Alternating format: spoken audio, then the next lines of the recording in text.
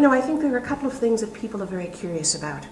The boy who harnessed the wind, that in itself has a special aura to it in terms of what we're talking about, what will change everything. But when I was reading your information, there's something that really struck with me. And that is that you were a student, you had to drop out of school because of circumstances in your country. And you said, and this was in 2002, you said that I looked at my father in those dry fields and saw the rest of my life, and it was a future I could not accept. And then you started self-educating, going to libraries and reading and learning, and somehow or other you got this notion, which is a little odd, William, of going around to junkyards, etc., and building a windmill. Why did you do this? Yeah, when I dropped out of school, I was afraid that if I'm not going to continue with my education, I'll become a farmer. I'll become a farmer to farm to live, not to farm for profit. So I was afraid with that. So that's why I decided to go to the library to start reading books. So when I was reading books, even though I was most interested in reading science books, even though I couldn't read English that well. I was using pictures and diagrams to learn the weather around them.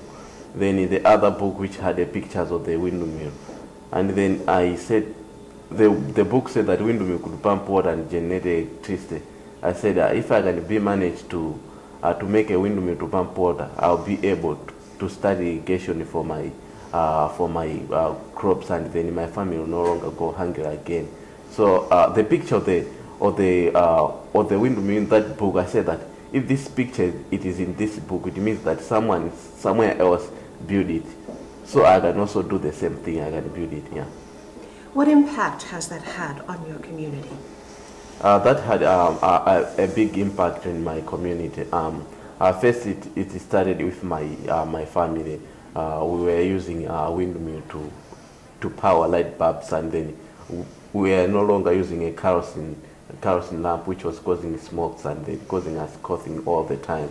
So the other thing, people were coming to charge their mobile phones. So the community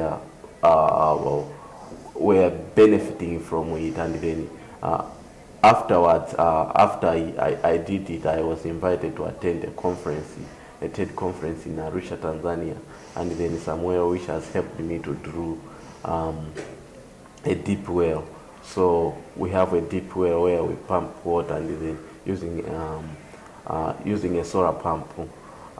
So that one, everyone in the surrounding areas can come and then take water. So that's marvelous. Yeah. That's marvelous. Now, how did the two of you get together?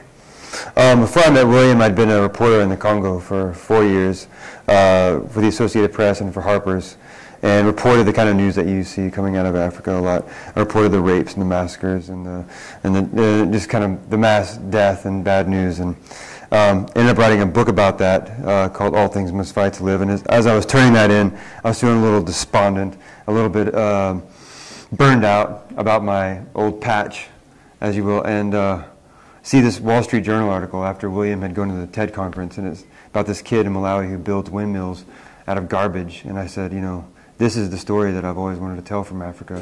We always heard Africans say to us when we were there in Congo, why do you always report our bad news and never our good news? And I never had a good answer for them. I felt it was my duty as a reporter to put this on the record and hold people accountable. And I still think it's a reporter's responsibility to cover conflict. But in that same time, we have a responsibility to find the good stories. And they're just not there as much as the bad news. You have to look for them. And to find William was an amazing thing. So. William, what's the future hold for you? The future for me, there's a couple of things which I want to do. I want to finish my education and then go back to my country, studying, working in renewable energy, and I'm also planning to be working on how I can bring clean water to most areas in my country. One person can make a difference. For that one person out there who's watching and listening to what you're saying, what would you tell them when they're despondent, when they've lost hope, when they can't get an education? What can one person do to change everything? I can say that everything is possible.